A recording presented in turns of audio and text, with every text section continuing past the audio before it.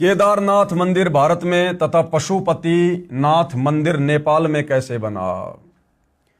अब ये क्या रहस्य है कि जो केदारनाथ मंदिर है वो भारत में है तथा पशुपति नाथ मंदिर नेपाल में है। इतना लंबा डिस्टेंस कैसे, इतनी लंबी दूरी कैसे। तो इसके लिए भी गुरुदेव भगवान हमें एक कथा सुना रहे हैं कि केदारनाथ मंदिर कैसे बना और नेपाल में पशुपति नाथ मंदिर की स्थापना कैसे हुई।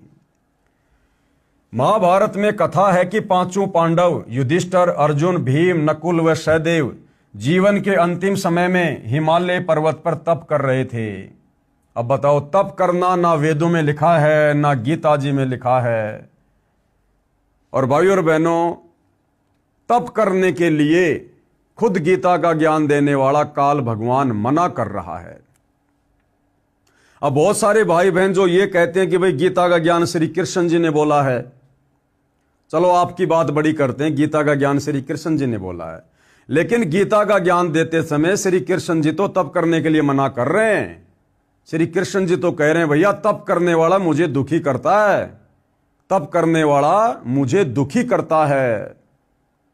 अब यहां पर श्री कृष्ण जी पांडवों को खुद तप करने की सलाह दे रहे हैं कि भैया पांडवों, महाभारत के युद्ध में तुमने जो बंधुघात किया था, जो करोड़ों सैनिक मरवाए हैं, उनका पाप तुम्हारे ऊपर चढ़ा हुआ है। अगर तुम वो पाप धोना चाहते हो तो सारे के सारे पांडव अंतिम समय में हिमालय में जाकर तपस्या करके गल जाओ, समाप्त हो जाओ, शरीर छोड़ दो।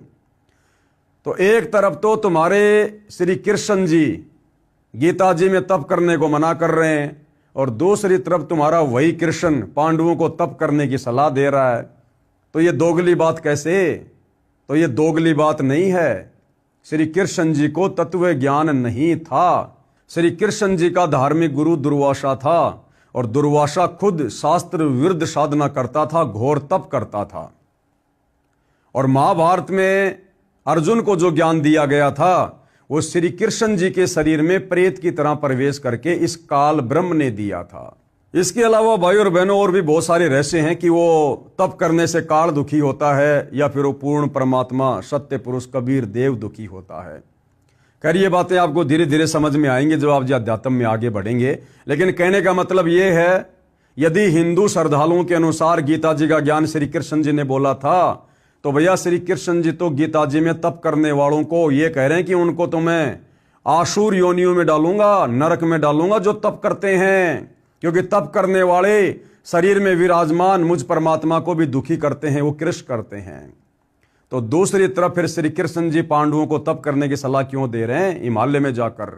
अर्थात गीता जी का ज्ञान श्री कृष्ण जी ने नहीं बल्कि श्री कृष्ण जी के शरीर में प्रेत की तरह प्रवेश करके इस काल ब्रह्म ने दिया था। तो ये जो तप करने का विधान है ये शास्त्रों के विरुद्ध है।